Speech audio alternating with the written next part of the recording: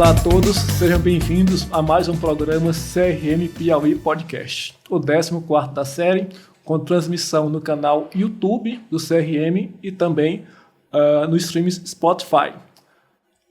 No programa de hoje vamos falar sobre um tema muito importante, que é a obesidade.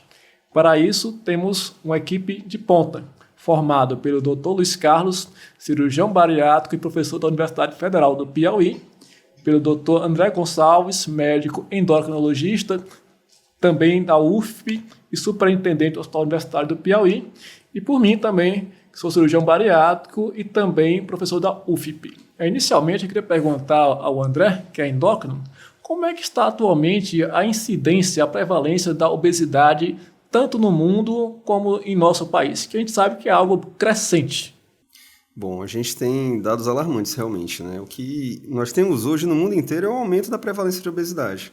E a gente não tem dados tão precisos do Brasil, mas o que a gente tem de dados aqui é do Vigitel, né? Daquela rede que é do governo federal, de pesquisa baseada em ligações telefônicas. E a partir do Vigitel, a gente tem hoje uma prevalência no Brasil de obesidade e sobrepeso de 60% da população.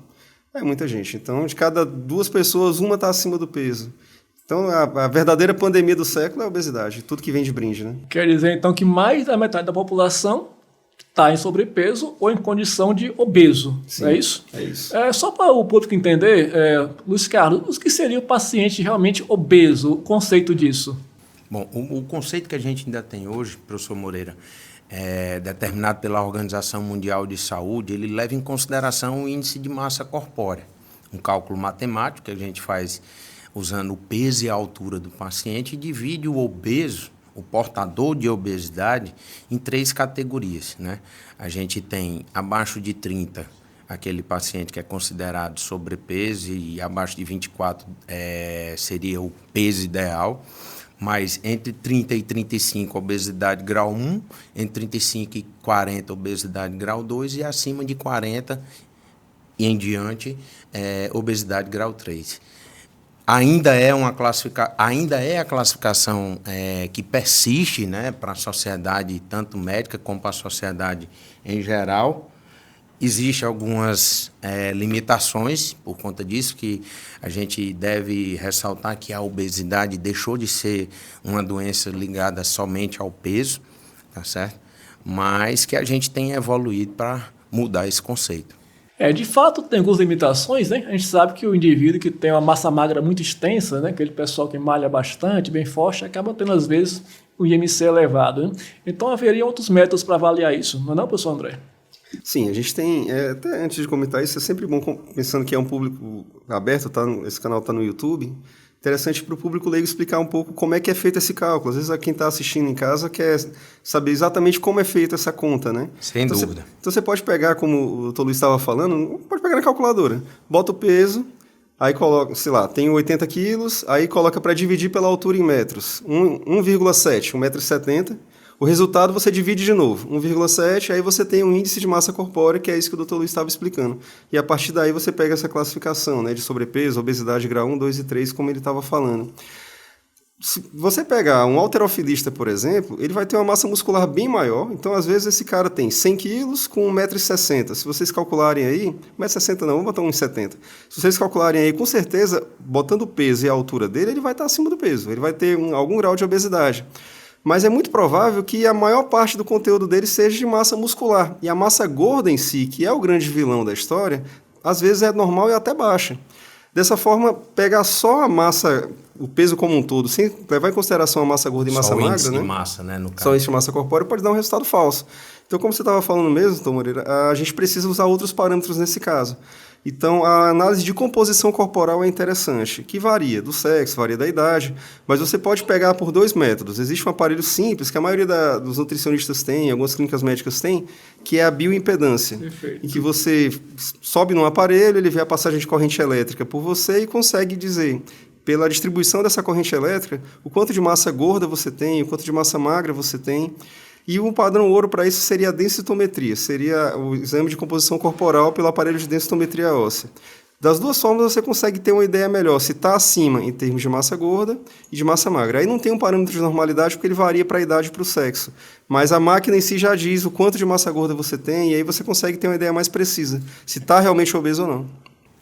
O professor André, você falou aí da questão da bioimpedância. Existe padrão entre os aparelhos? Eu acho que um grande problema da bioimpedância também é a falta de padronização, né? Um aparelho faz um cálculo... Bioimpedância é difícil, porque se você pegar um aparelho X e fizer um resultado, no dia seguinte, fizer no mesmo aparelho, já tem uma variabilidade. Uma boa variabilidade seria até 5%, mas tem. Então, você sobe no aparelho, sai, volta, pode ter uns 5% de variação. Imagina de uma máquina para outra, de uma calibração para outra. Tem relação também com o estado nutricional. Às vezes você tomou café para fazer e foi fazer o exame em seguida, e já no outro dia você fez em jejum. Aquele líquido no seu estômago já vai mudar um pouco a composição corporal. Então, o ideal é que você faça sempre no mesmo lugar e sempre com a mesma padronização, se possível. Tentar padronizar, uniformizar o máximo possível. Perfeito. Agora, como o doutor Scala falou, em relação à classificação atual, chama atenção, inclusive, que além do obeso mórbido, né, aquele MC maior ou igual a 40, temos casos alarmantes de superobesidade, né? Pacientes que têm MC maior ou igual a 50 e até super obeso, maior ou igual a 60. Então, realmente, professores, é uma globesidade, uma pandemia que merece toda a atenção e nossa preocupação atual. Eu queria perguntar, então, para vocês, quais seriam as causas da obesidade? Porque o que leva uma pessoa a ser um obeso? Sabemos que são diversas causas, né? Bom, a gente tem realmente vários fatores, né? O principal acaba sendo a genética mesmo. A gente tende a estigmatizar muito a obesidade. Dizer que a obesidade é falta É aquela história de dizer que o obeso é obeso porque come, o portador de... A gente fala que o cara é porque não tem força de vontade, porque é preguiçoso, porque não se cuida, porque não fecha a boca. A gente tende a simplificar demais e acaba estigmatizando o tratamento. Isso não ajuda em nada no tratamento. A maioria dos pacientes obesos tem essa predisposição. Na verdade, isso é uma vantagem evolutiva. Se a gente imaginar, sei lá, 3.000 anos atrás, nós não éramos essa sociedade atual de comida farta, de chegar no supermercado, encher o carrinho e ir para casa. Nós éramos caçadores-coletores. Então, tinha dias que você não tinha o que comer. Quando chegava em algum lugar, sei lá, encontrava uma caça fácil, comia o máximo que podia naquele momento, que era para ter a reserva, porque não sabia quando ia comer de novo. Exatamente. Então, quem sobreviveu foram aquelas que tinham mais capacidade de armazenar calorias. Os que tinham um fenótipo mais magro, que não tinham tanta capacidade assim de armazenar calorias, às vezes tinham mais dificuldade de sobreviver e morreram. Então, por seleção natural, a nossa população hoje tende a acumular mais calorias. Junta-se a isso um ambiente que nos últimos anos se tornou cada vez mais promotor de sedentarismo, promotor de alimentos mais fáceis, mais rápidos, mas ao mesmo tempo ricos em gordura, ricos em sal, ricos em açúcar. Tudo isso é um ambiente que aumenta o acúmulo de calorias, é um ambiente obesogênico. Se as pessoas dos anos 80, por exemplo, caminhavam para tudo, usavam mais transporte coletivo. Subiam escada. Hoje em dia a gente não levanta da cadeira nem para... Pois é, nem para trocar o canal da TV. Às vezes já vê a TV no celular para não ter trabalho nem de ir atrás de uma televisão. Então a gente está cada vez mais parado e cada vez comendo pior. O resultado disso é que os nossos genes estão prevalecendo. A gente vê as redes de fast food só proliferando, né? Cada vez mais alimento fácil, industrializado, rico em valores calóricos, gorduras saturadas, carboidratos, enfim, como foi falado aí. Como o André bem explicou, essa luta contra a genética, né? A gente vive trabalhando contra a nossa programação. Sim. Né? A gente é programado para acumular peso. Consequentemente, a gente evoluiu para um estilo de vida que proporciona isso, o termo que o André usou, obesogênico. E o alimento veio para completar isso aí. Eu ainda acrescento uma situação que eu tenho visto no dia a dia de consultório, que é não vou chamar de pandemia, mas um aumento do número de casos de doenças, vamos dizer, de cunho psicológico, em que as pessoas, de certa forma, regulam essa emoção com o alimento. E isso tem piorado muito, ou ajudado a aumentar os casos de obesidade no contexto atual. Perfeito. Realmente, os indivíduos com nível elevado de ansiedade, depressão, acabam tendo alguma compulsão alimentar, alguma forma de compensar as frustrações no alimento. Isso é uma coisa que a gente vê bem. Ele regula a emoção dele no alimento. Professor André, mas a gente sabe também que tem doenças endócrinas que podem causar obesidade, né? Você poderia falar um pouco sobre elas? Sim, tem várias. As mais comuns são relacionadas ao excesso de corticoide. A gente acaba usando, a maioria das vezes, até de corticoide exógeno, corticoide que a gente toma. A gente acaba usando corticoide para tudo, né? Então, prednisona, dexametasona, betametasona. Como melhora muita coisa, de dor, inflamação, quadros respiratórios, quadros alérgicos, acaba sendo uma droga muito banalizada e muito usada por todo mundo. E ela acaba gerando esse perfil mais obesogênico, né, de aumento de gordura visceral e com o que vem de brinde, aumento da glicose, de pressão, de colesterol. Você pode ter isso de forma endógena também, que é chamada síndrome de Cushing, né? Que você tem um tumor, que é um tumor benigno, apesar desse nome, na maioria das vezes é benigno, que pode estar na hipófise ou nas adrenais, que produz esse mesmo corticoide. Tem outras doenças mais raras, a gente pode ter acromegalia, tumor que produz hormônio do crescimento, também pode acontecer relacionado à obesidade. Mas de causa endócrina, doença endócrina relacionada à obesidade, disparada mais comum é o Cushing. Se fala muito do hipotireoidismo, né? Hipotireoidismo engorda. É uma meia-verdade. O Ronaldinho falou que engordou 20 quilos, né, depois que teve hipotireoidismo, mas ali é lorota dele. Mas assim, você ganha, porque diminui o gasto calórico basal? Diminui. Então o hipotireoidismo mal controlado, você talvez ganhe 2 quilos, 3 quilos, não mais do que isso. Saiu daí, já não é culpa da tireoide, né? E André, e no consultório, professor Moreira e professor André, eu costumo também assim questionar se realmente a medicação de fato engorda, né? O professor falou da questão do corticoide, aí tem muito disso do paciente chegar, não, mas é porque eu tive uma rinite, eu tomei um corticoide. Eu digo, mas você tomou quanto tempo? Não, eu tomei um mês. Eu digo, não o corticoide para lhe elevar o peso, ele precisa de um tratamento prolongado, ou eu estou enganado, professor? Não, é isso mesmo. O problema é que se usa de forma banal, usa um mês a cada 2, aí certo. Acaba... Bom, e uma coisa também que é fundamental e que a gente tem que debater muito isso são as comorbidades, né? As condições clínicas associadas à obesidade, que sabemos que são várias, né?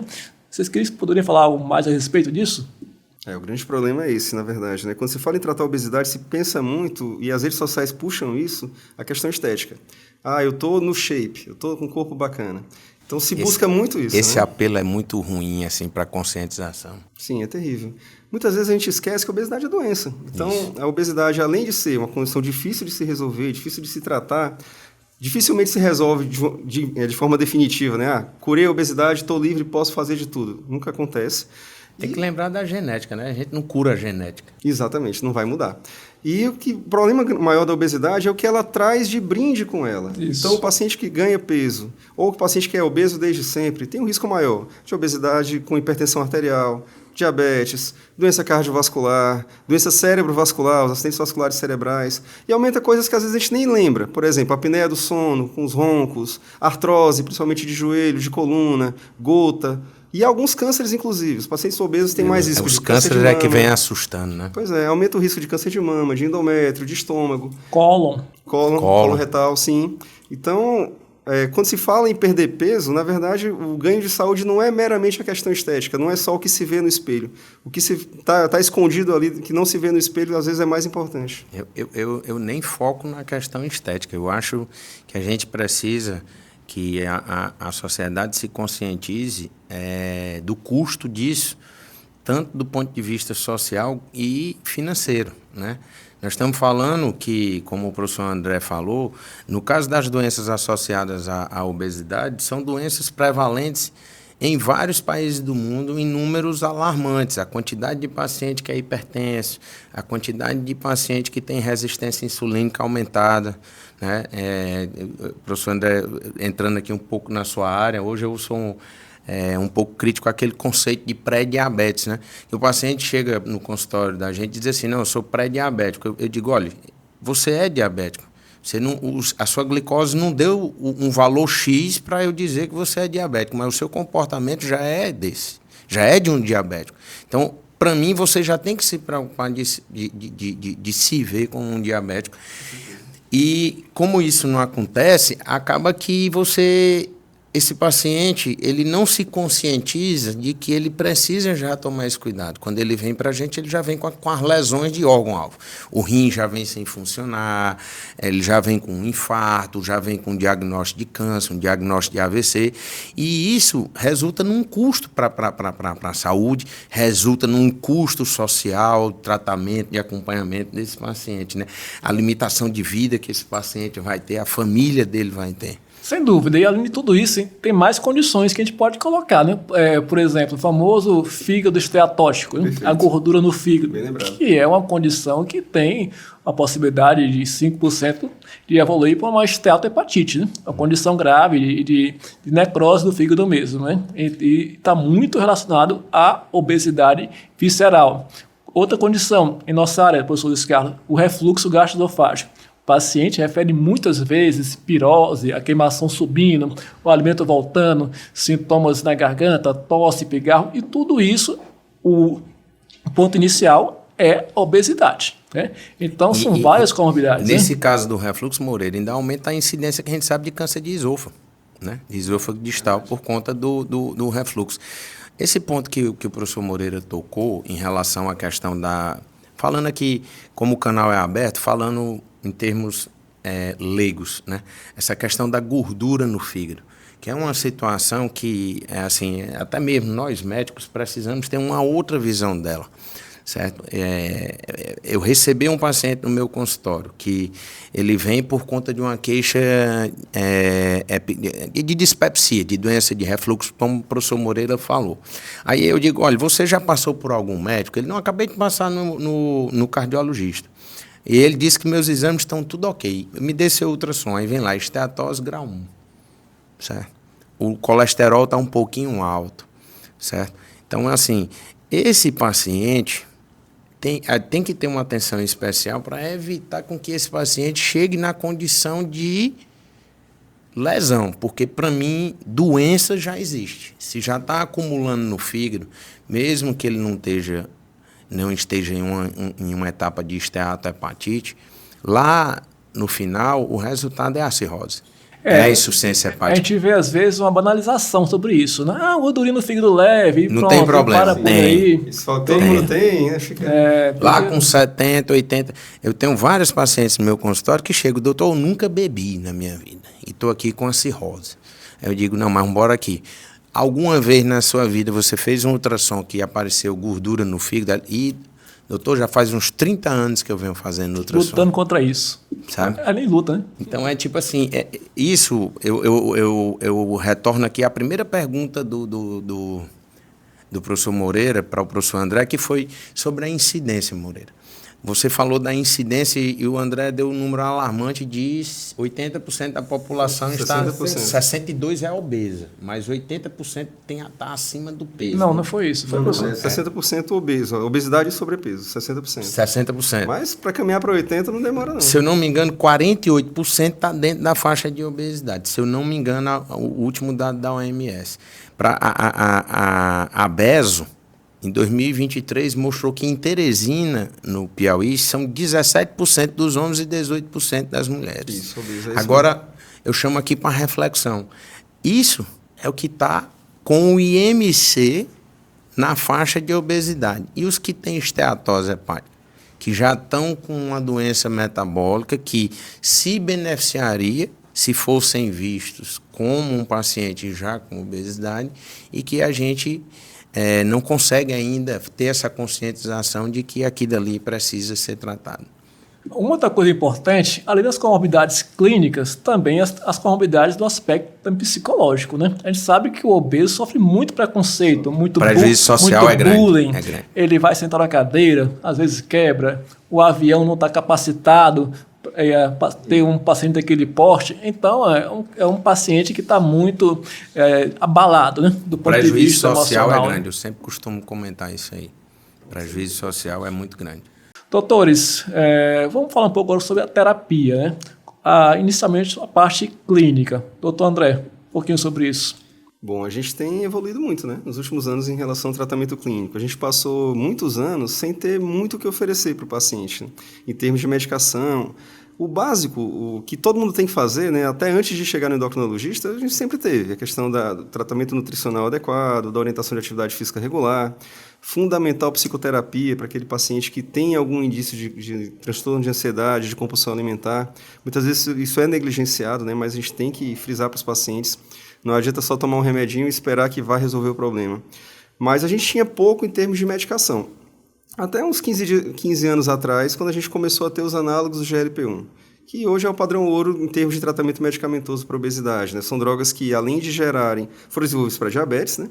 Mas, além de gerarem controle glicêmico, geram também perda de peso importante de forma sustentada, claro, com o uso continuado da medicação, e o principal, redução de comorbidades associadas. Então, eu perco peso e, ao mesmo tempo, melhoro a esteatose, melhoro a glicose, melhoro a pressão, reduz o risco de doença cardiovascular. Isso é muito importante. Eu queria que você falasse um pouquinho melhor sobre essas drogas, né? Quais as drogas no mercado? Porque a gente sabe que está vindo muita coisa da mídia, inclusive com a droga que não está ainda no mercado disponível, né? Que é a tirzepatide. Então, você poderia falar um pouco mais sobre isso? Bom, dos análogos de GLP-1, né, a gente tem a mais antiga, que é a liraglutida, né, que era o Victoza, quando foi lançado. Foi uma celeuma quando foi lançado, né? Ela saiu, não sei se vocês lembram que tinha uma capa da Veja, que aparecia uma mulher acima do peso, aí tinha a caneta, e do lado a mesma mulher, bem mais magra. Bem mais magra. Acabou o estoque no Brasil de Victoza. Todo mundo comprando de forma livre, não tem restrição de receita mesmo. Então, os pacientes que realmente precisavam não conseguiam comprar. Depois veio, da liraglutida, né, veio a semaglutida, né, que é o Ozempic. Outra febre. E aí, no caso, até potencializado pelas redes sociais, né? Se criaram várias expressões, rosto de Ozempic, barriga de Ozempic. Então, o Ozempic está uma droga que é interessantíssima em termos de tratamento, não só para controle do diabetes em si, como de obesidade, mas que tem essa banalização porque houve uma glamorização do seu uso nas redes sociais. Mas é bastante eficaz em termos de perda de peso, de redução das comorbidades, como eu falei. E, para se dar um dado mais técnico, a gente tem um estudo chamado STEP, que avaliou a eficácia da semaglutida 2,4 miligramas, né? Que é o Ribelsus atualmente, né? Não, é o Wegovy.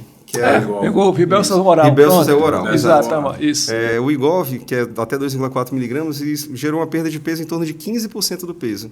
O que é muita coisa. Para a audiência ter uma ideia, uma droga para ser considerada eficaz para tratamento de obesidade já tem que perder 5% do peso.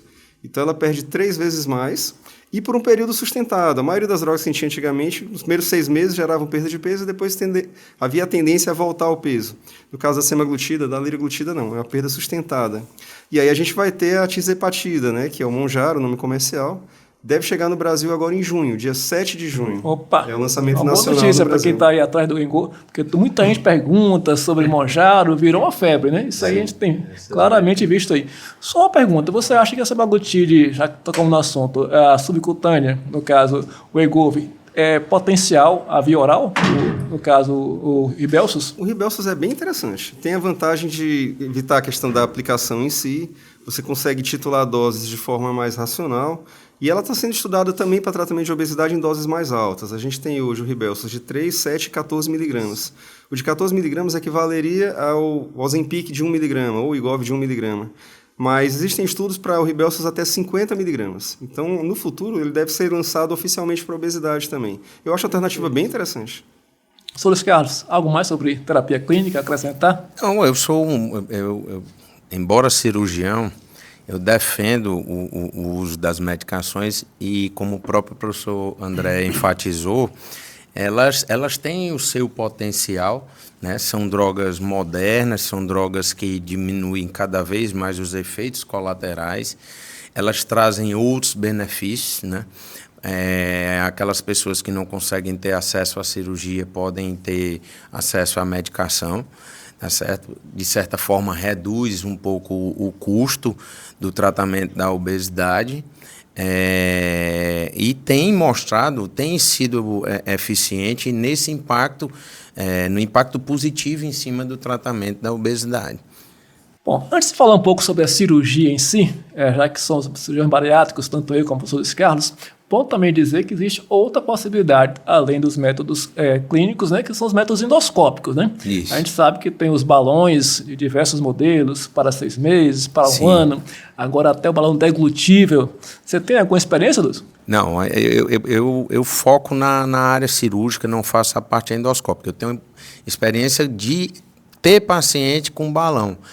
E o balão, assim como a medicação, é uma alternativa não cirúrgica para o tratamento da obesidade e tem uma eficácia muito boa, muito positiva nesse sentido. Tem um custo um pouco mais elevado do que a medicação oral.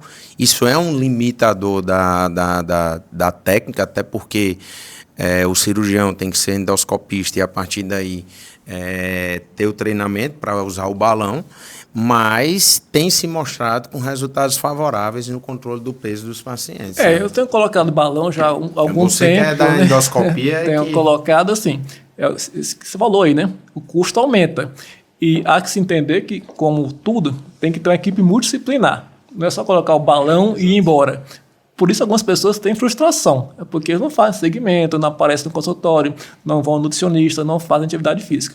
Então o balão, dentro de um método multidisciplinar, tem um bom resultado para uma perda de peso que seja em torno de 15% também, né? Claro que não é igual à da cirurgia bariátrica, é uma perda semelhante às drogas injetáveis, né? Mas sempre dentro do aspecto de uma terapia multidisciplinar. Perfeito. Doutor Luiz Carlos, você como cirurgião bariátrico, como eu, a gente que realmente gosta de operar, né? Mas, lógico, vamos operar, assim, com indicações. Com indicações, então, claro. quando é que você vê que esse paciente tem uma indicação para fazer uma cirurgia bariátrica? Certo. A gente, inicialmente, a gente tem que frisar que existem indicações formais de cirurgia. Ainda é o que se preconiza. Lógico. Estudos precisam ser feitos e dados irão mostrar, e pode ser que em um tempo curto ou médio, a gente tenha uma mudança dos critérios de indicação de cirurgia. Formalmente, a gente tem indicação no paciente com obesidade grau 2 associada a comorbidades e no paciente com obesidade grau 3, independente das comorbidades. Isso aí é o que está preconizado tanto respaldado pela Sociedade Brasileira de Cirurgia Metabólica e Bariátrica, como também pelo CFM. É o que tem de respaldo. Porém, a gente sabe que estudos estão sendo feitos e mostrando que esses conceitos podem mudar. A gente pode, em pouco tempo, estar operando pacientes mais magros, com IMC menor, melhor dizendo, ou pode ser que a gente esteja operando, ou pode ser que a gente, a depender da evolução das medicações, a gente vá necessariamente só operar pacientes com IMC maiores, né? Eu costumo dizer que a gente não pode ver o tratamento da obesidade como, assim, um determinado tratamento de forma isolada. A gente sempre vai ter que trabalhar todo mundo junto. Equipe multidisciplinar, aquele conceito, né? Isso. E digo mais, a cirurgia bariátrica e metabólica, isso é bem importante, né? Isso, claro. Caminha para ser indicada junto, lógico, com toda a avaliação, em pacientes com IMC menor. Né? Aqueles diabéticos que não respondem ao tratamento clínico. Professor André, você como endócrino, como você vê a cirurgia bariátrica e metabólica desses pacientes? Quando é que o seu limite? Esse paciente não perde peso e eu vou indicar ele para o cirurgião. Como é que você trabalha isso, por exemplo? Bom, eu estou em desvantagem aqui, né? Que estão 2 cirurgiões contra um clínico aqui. Mas eu acho que são coisas realmente complementares. Aqui na verdade, é um cirurgião contra o clínico aqui. E, na verdade, é como eu lhe disse, não é contra. Nós estamos ao lado. Claro, estamos do mesmo lado. Estou brincando. Bom, eu acho que é fundamental que a gente faça uma avaliação prévia, realmente, desse paciente, né? Se a gente precisa resolver o problema dele em termos de perda de peso, o quanto a gente pode, de fato, resolver a questão da perda em cada estratégia. Para aquele paciente que precisa perder 20%, 30%, 40% do peso, é claro que é tratamento cirúrgico, né? A gente não tem muito o que fazer quanto a isso. Mas se a gente pode tornar esse paciente melhor para uma condição cirúrgica, eventualmente no futuro, mais adequada, o ideal sempre é começar com tratamento prévio para deixá-lo em boas condições clínicas, diminuir as complicações da obesidade para diminuir o risco cirúrgico também. tentar fazer um diagnóstico prévio do que ele tem de condições subjacentes. Não adianta, por exemplo, indicar cirurgia de cara para um paciente que tem transtorno de compulsão alimentar. Talvez a comida seja a válvula de escape que ele tem, e isso poderia piorar se a gente, depois da restrição mecânica que a cirurgia faz, se a gente tira isso dele, né? Então, é sempre bom conversar com o cirurgião, discutir qual seria o melhor caso, a melhor situação para cada caso. Nem sempre a magnitude de perda de peso é a melhor indicação. Então, às vezes, um paciente com menos peso para perder pode se beneficiar mais da cirurgia do que outro que, às vezes, tem um IMC até maior, mas que responde muito bem ao tratamento clínico, ou tratamento psicoterápico, ou tratamento do transtorno psiquiátrico subjacente. Então, a gente precisa, nessas horas, discutir o plano do tratamento em conjunto. A gente com cirurgiões, eventualmente com nutricionista junto, psicólogo. Quanto mais multifatorial essa discussão, mais bem indicado o paciente vai ser. Então, a gente vê que é um time, né? Então, a gente não está sozinho, não só clínico, só cirurgião. É uma equipe multidisciplinar, né? Cirurgião, clínico, psicólogo, nutricionista, profissional de atividade física, né? Cardiologista também. E assim, eu vejo com muitos bons olhos a medicação para aquele paciente que tem um caso de superobesidade, com risco cirúrgico aumentado. Ele usa essas medicações modernas aí e tende a perder peso, o que torna a cirurgia mais fácil para a gente, né, Luiz? Não tenha dúvida disso. Eu advogo esse crescimento conjunto, né? Eu estava vindo para cá e vendo algumas publicações e recentemente, numa revista de circulação, uma entrevista de um colega médico dizendo é o fim da cirurgia bariátrica, né? Eu não gosto de ter essas afirmações proféticas, sabe, assim, de que eu acho que vai ter espaço para todos. Com certeza. Né? Porque ninguém indica a cirurgia bariátrica só por indicar porque eu quero fazer a cirurgia, porque não, existe um preparo, a cirurgia tem uma função, certo? E o resultado da cirurgia é estudado para que eu possa oferecer esse tratamento para a população, assim como a medicação, certo? Se há uma falha de tratamento, se há um reganho de peso, não foi porque a cirurgia não deu certo e também não foi porque a medicação não presta, né? Porque a gente sabe que eles têm eficácia de tratamento.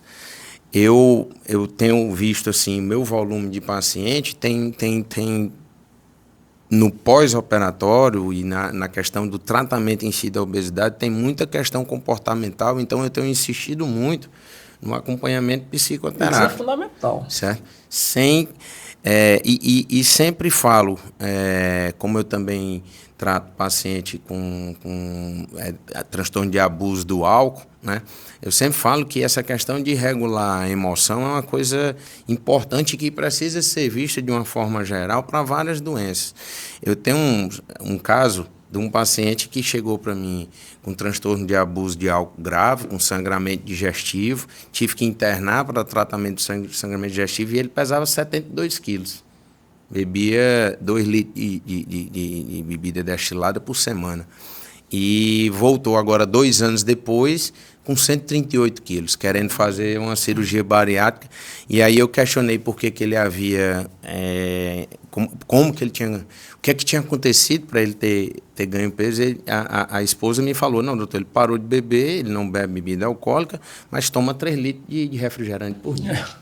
Certo? Ou seja, você ver que ele trocou um regulador por outro, certo? Trocou um regulador que trouxe um prejuízo para ele, que hoje a situação até para operar ele de obesidade já é um pouco mais complicada, porque ele tem cirrose, tá certo? Mas deixou ele numa outra condição.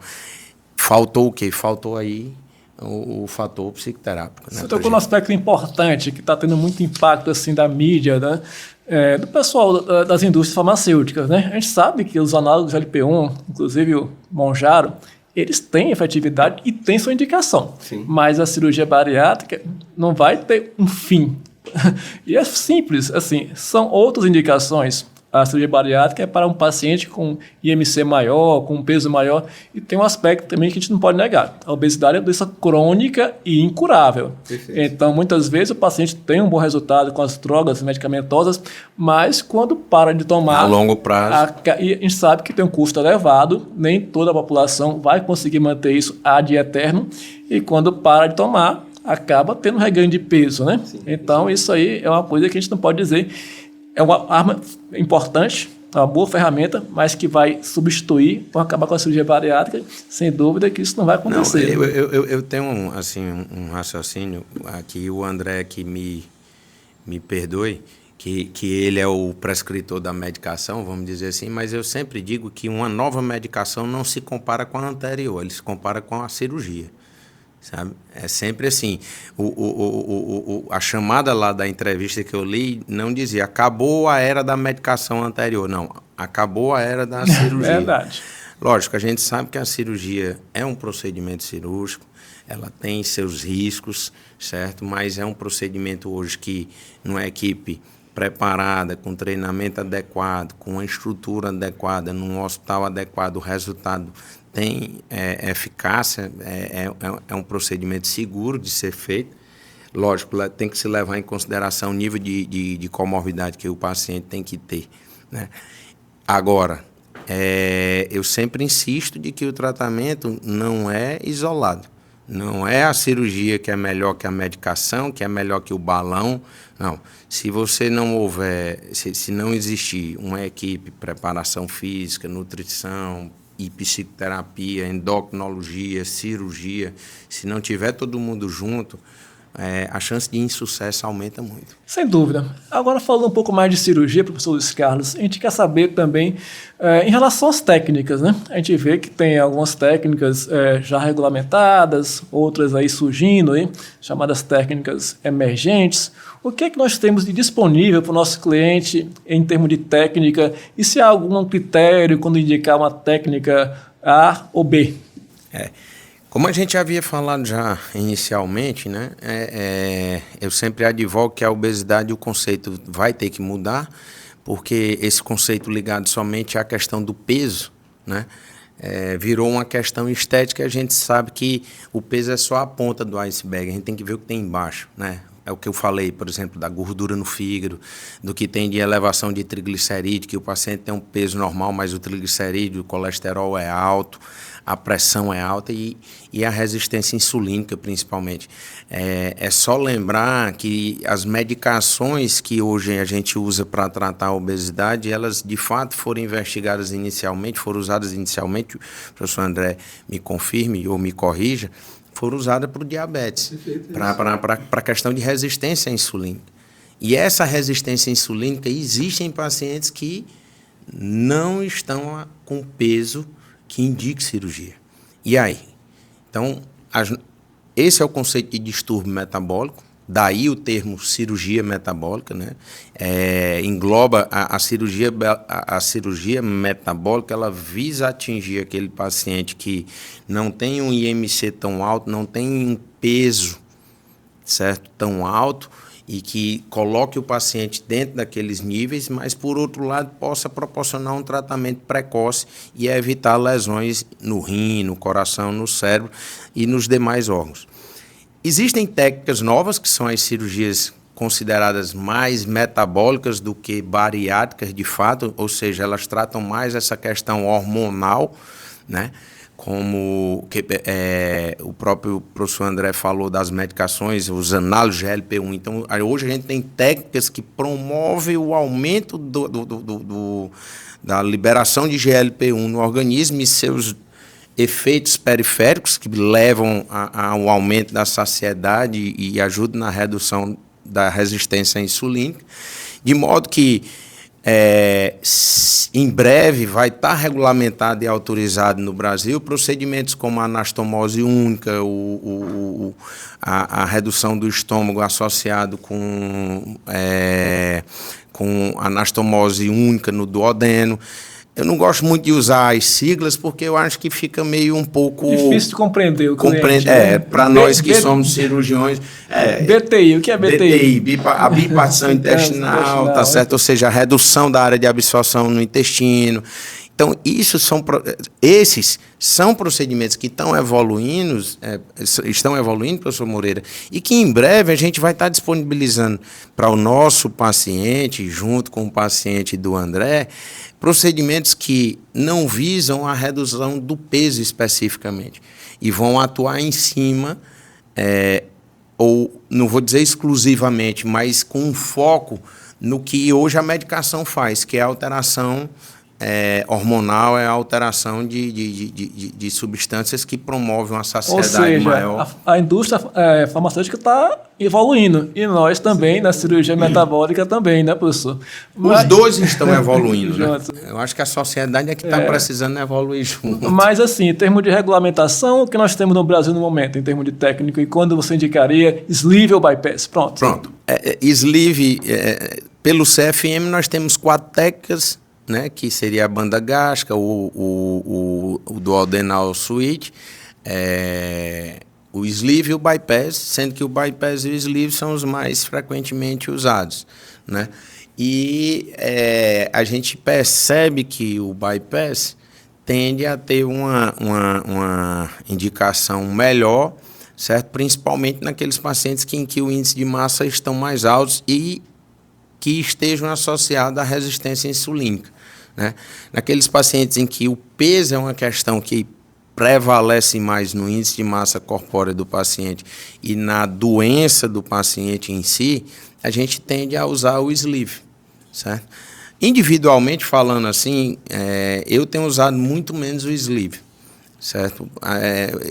Eu estou tendo um fluxo de paciente em que eu tenho muita resistência insulínica. Eu tenho determinados parâmetros que já mostram que esse paciente vai evoluir para, de fato, como a endocrinologia define, o paciente diabético. Então, não há o que se trabalhar. Eu advogo que a questão é hormonal, é genética. Não adianta só você fazer o paciente, desculpe o termo leigo, mas fazer o paciente parar de comer. No começo a gente falou, o paciente não é obeso porque come, ele tem a genética dele. E se eu não mudar esse metabolismo, se eu não ajustar essas alterações hormonais, a gente não vai conseguir um resultado tão satisfatório. E o sleeve, a gente sabe, tecnicamente, falando aqui para o leigo, que o sleeve não atua tanto nessa regulação hormonal. Concordo com você em relação à indicação. Acho que o bypass tem uma melhor indicação no paciente que tem já um prejuízo da sua glicose, da sua ação na insulina, né? E o sleeve eu acho uma ótima cirurgia para IMC menor, abaixo de 40, quando é o que eu faço também, que o paciente não tem uma glicemia tão elevada, não tem uma... Quando o foco é redução de peso. E também eu prefiro o bypass atualmente em casos que têm refluxo muito intenso, né? Pacientes com esofagite muito intensa, porque a gente sabe que o sleeve é uma cirurgia que depende de como ela é feita. Tem sleeve e sleeve no formato, mas tem alguns sleeves que quando não fazem a forma correta, podem prejudicar, né? E até agravar refluxos pré-existentes, né? O sleeve, ele tecnicamente é o mais fácil, mas é a cirurgia mais difícil de ser feita.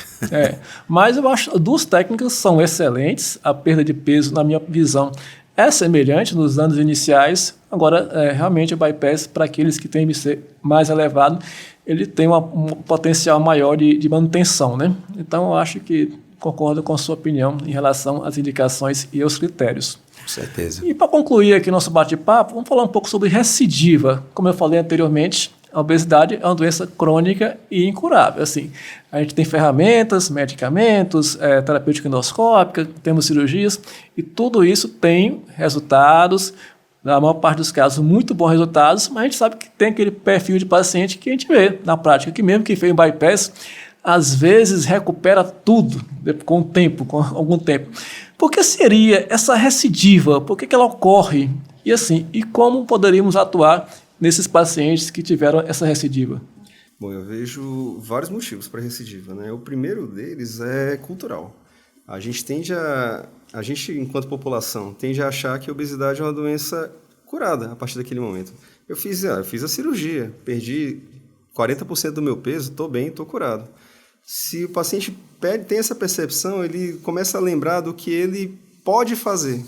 E a questão da alimentação tem a questão genética, mas tem também a questão cultural, a questão do que ele ativa de lembranças prévias, ele associa comer a situações de bem-estar, de prazer, de confraternização. Ele sente que agora eu posso voltar a fazer o que eu fazia antes. E aí essa mudança de cultura acaba gerando de novo um ambiente obesogênico e o corpo tende a se adaptar a qualquer perda de peso, né? Tem a questão fisiológica junto disso. O corpo tende a diminuir o gasto calórico basal e ele tende a aumentar a fome. Então, você pega um ambiente que o corpo está preparado, buscando tentar recuperar o peso, um paciente que se sente permitido a fazer erros alimentares da forma como fazia antes, ou até mais do que fazia antes, por algum motivo, esse é um ambiente perfeito para que lentamente, às vezes nem tão lentamente assim, ele comece a ganhar peso de novo. Às vezes a gente tem falhas de diagnóstico, às vezes eu falei mais cedo a questão do transtorno de compulsão alimentar, muitas vezes ele não foi diagnosticado de forma adequada, muitas vezes se pensa que o transtorno de compulsão alimentar, o transtorno de ansiedade está relacionado à autoimagem. E o fato do paciente emagrecer vai reduzir o estresse psicológico, ele vai melhorar a questão da compulsão, mas às vezes não é isso.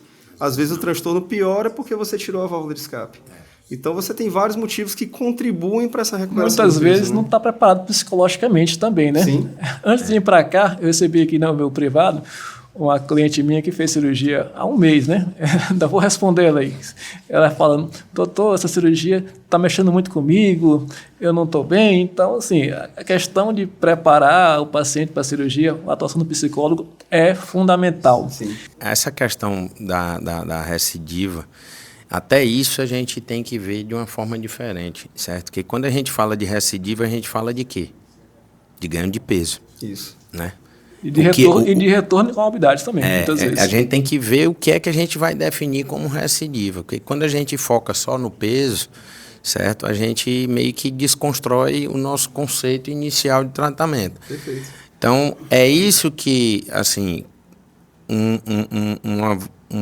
fator importante dessa divulgação em cima das medicações, que eu acho que contribui muito para o tratamento da obesidade, é a popularização desse tratamento.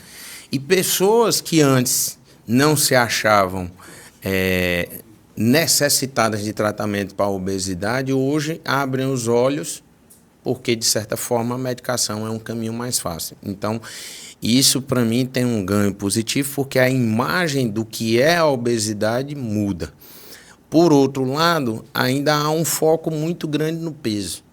E essa ideia de que a gente precisa incutir na cabeça do portador de obesidade é que a doença não vai ter cura. Você vai ter uma redução de peso e controle dos distúrbios metabólicos e hormonais ou com a medicação ou com a cirurgia. Isso não quer dizer que você não vai ter que se cuidar depois. Falando um pouco da cirurgia, dos resultados, a gente sabe que na grande maioria dos casos, Luiz, André, os 2 primeiros anos o resultado é muito bom. É uma curva descendente de perca de peso, é aquela chamada fase da lua de mel.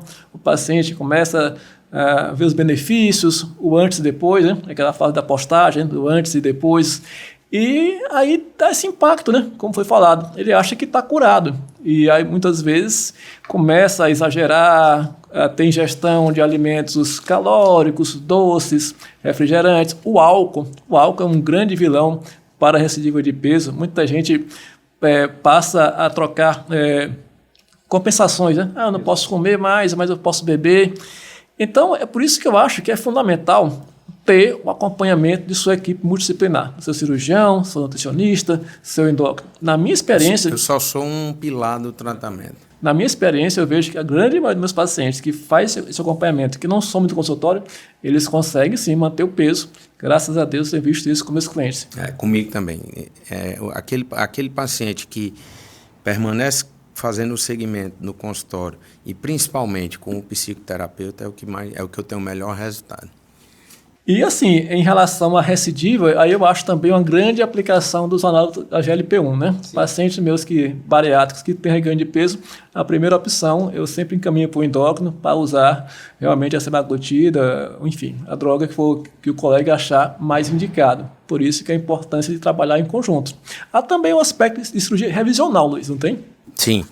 A cirurgia revisional é uma opção de tratamento, né, na recidiva da obesidade e que, assim, pode e tem um benefício muito grande para o paciente e tem resultado positivo nesse intuito, certo?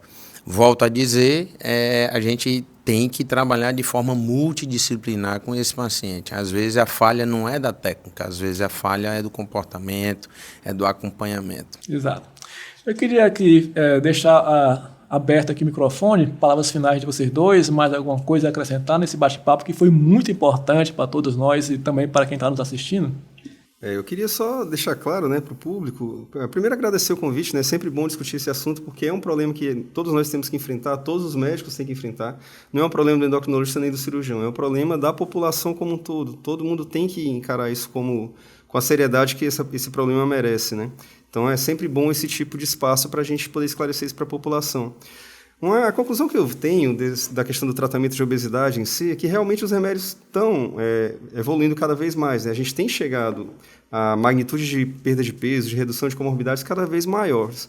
Mas eu tendo a achar que existe um limite fisiológico para isso. A gente vai chegar numa barreira que, a partir daqui, o tratamento medicamentoso não deve mais ter grandes aumentos, porque o corpo vai se defendendo daquilo.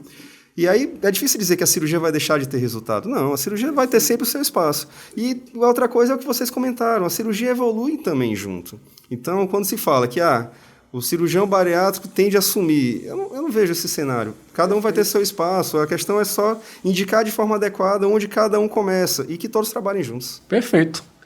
Bom, eu sempre tenho uma opinião mais assim, aberta, no sentido de que sempre vai ter espaço para os dois. Nós vamos ter pacientes que se beneficiarão da medicação e pacientes que se beneficiarão do tratamento cirúrgico. O que eu acho que está precisando evoluir é como nós, como sociedade, enxergamos o problema da obesidade, certo? Achar aquelas velhas perguntas que já viraram clichê. Você quer emagrecer ou você quer ser emagrecido? Qual é o seu interesse em reduzir peso? Qual é a sua disposição em mudar seus hábitos de vida? Qual é a sua disposição em saber que você tem uma genética para ganhar peso e que você vai ter que lutar contra isso pro resto da sua vida? Então, esses conceitos, essa visão que ainda me preocupa, né, porque a gente precisa disso para que a gente possa ter cada vez mais um resultado positivo no combate a essa doença que tanto adoece a nossa sociedade. Perfeito. Pessoal, estamos chegando ao fim do nosso CRM Piauí Podcast. Queria muito agradecer aqui a participação dos amigos, professores André Gonçalves, professor Luiz Carlos, e convidar você, que é seguidor do CRM Piauí, em suas redes sociais, a continuar nos assistindo a todos os nossos episódios, que estão sempre disponíveis em nossa página no YouTube e nas redes sociais.